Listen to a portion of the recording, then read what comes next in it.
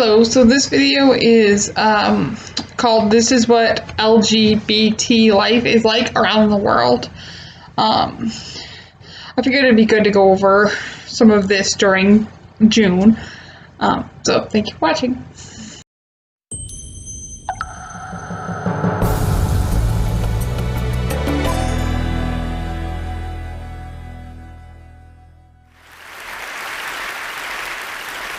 When I told my parents I was gay, the first thing they said to me was, "We're bringing you back to Taiwan." In their minds, my sexual orientation was America's fault. The West had corrupted me with divergent ideas, and if only my parents had never left Taiwan, this would not have happened to their only daughter. In truth, I wondered if they were right. Of course, there are gay people in Asia, just as there are gay people in every part of the world. But is the idea of living an out life, in the I'm gay, this is my spouse, and we're proud of our lives together kind of way, just a Western idea? If I had grown up in Taiwan, or any place outside of the West, would I have found models of happy, thriving LGBT people? I had similar notions. As an HIV social worker in San Francisco, I had met many gay immigrants. They told me their stories of persecution in their home countries just for being gay, and the reasons why they escaped to the US. I saw how this had beaten them down. After 10 years of doing this kind of work, I needed better stories for myself.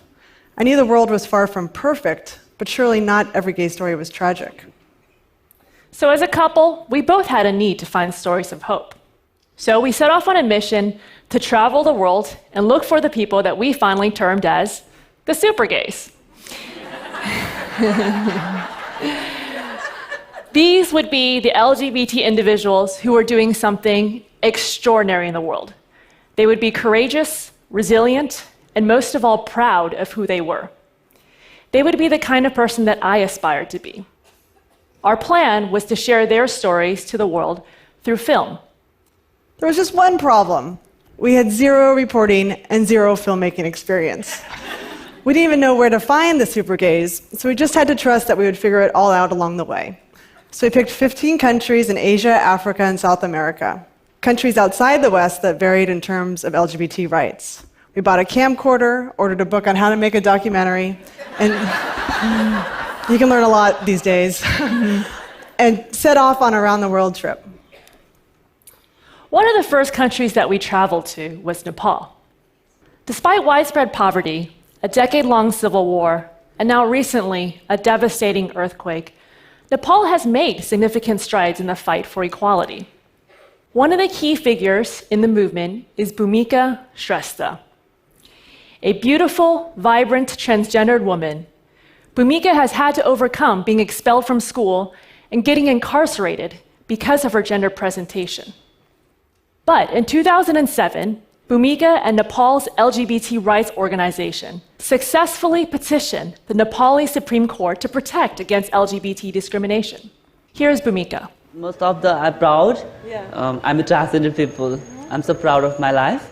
So on to the 21st December 2007, the Supreme Court gave the decision for Nepal government to give a transgender identity card and same-sex marriage. I could appreciate Bhumika's confidence on a daily basis. Something as simple as using a public restroom can be a huge challenge when you don't fit in to people's strict gender expectations. Traveling throughout Asia, I tended to freak out women in public restrooms. They weren't used to seeing someone like me. I had to come up with a strategy so that I could just pee in peace. So anytime I would enter a restroom, I would thrust out my chest to show my womanly parts, and try to be as non-threatening as possible, putting out my hands and saying hello, just so that people could hear my feminine voice. This all gets pretty exhausting, but it's just who I am. I can't be anything else. After Nepal, we traveled to India. On one hand, India is a Hindu society without a tradition of homophobia. On the other hand, it is also a society with a deeply patriarchal system, which rejects anything that threatens the male-female order. When we spoke to activists, they told us that empowerment begins with ensuring proper gender equality, where the woman's status is established in society.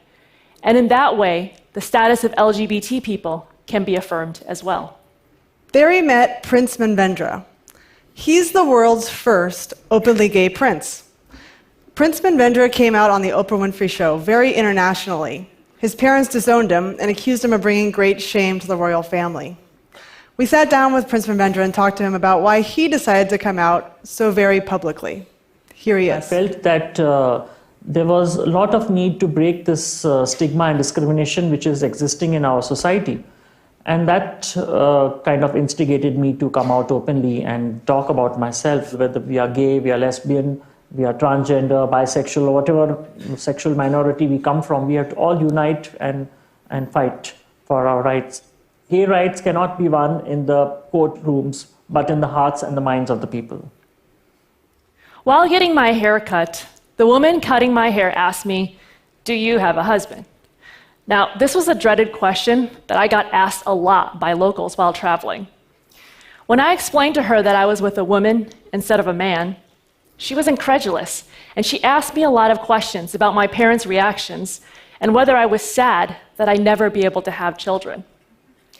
I told her that there are no limitations to my life and that Lisa and I do plan to have a family someday.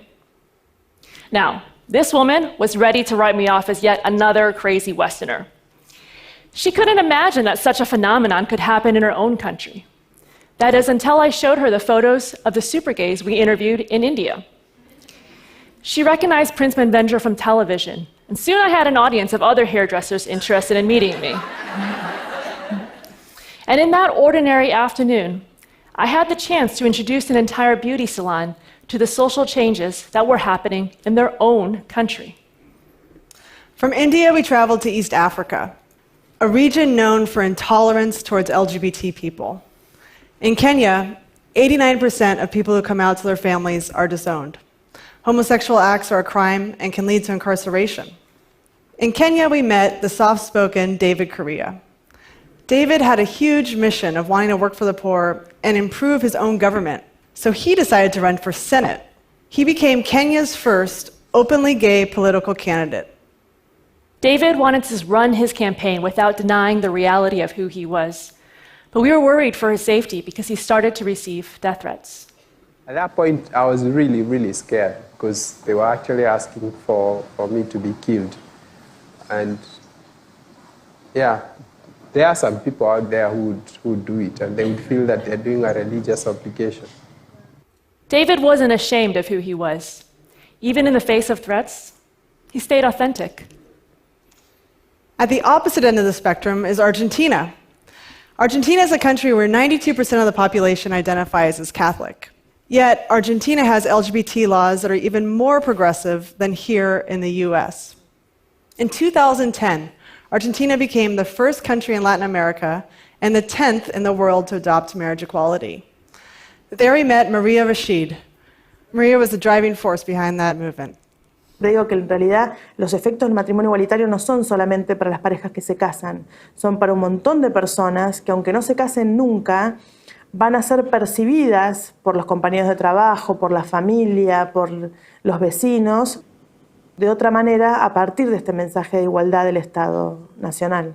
Me siento muy orgullosa de Argentina porque Argentina hoy es un modelo de igualdad y ojalá muy pronto tengamos en todo el mundo los mismos derechos con los mismos nombres.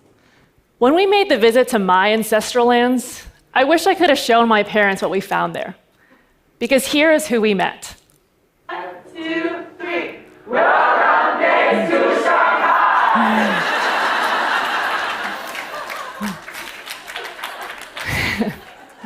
A whole community of young, beautiful Chinese LGBT people. Sure, they had their struggles, but they were fighting it out. In Shanghai, I had the chance to speak to a local lesbian group and tell them our story in my broken Mandarin Chinese. In Taipei, each time we got onto the metro, we saw yet another lesbian couple holding hands. And we learned that Asia's largest LGBT pride event happens just blocks away from where my grandparents live. If only my parents knew. By the time we finished our not-so-straight journey around the world, we had traveled 50,000 miles and logged 120 hours of video footage. We traveled to 15 countries and interviewed 50 super gays. Turns out, it wasn't hard to find them at all. Yes, there are still tragedies that happen in the bumpy road to equality. And let's not forget that 75 countries still criminalize homosexuality today. But there are also stories of hope and courage in every corner of the world. What we ultimately took away from our journey is equality is not a Western invention. One of the key factors in this equality movement is momentum. Momentum is more and more people embrace their full selves and use whatever opportunities they have to change their part of the world. And momentum as more and more countries find models of equality in one another. When Nepal protected against LGBT discrimination, India pushed harder. When Argentina embraced marriage equality, Uruguay and Brazil followed. When Ireland said yes to equality, the world stopped to notice. When the US Supreme Court makes a statement to the world that we can all be proud of.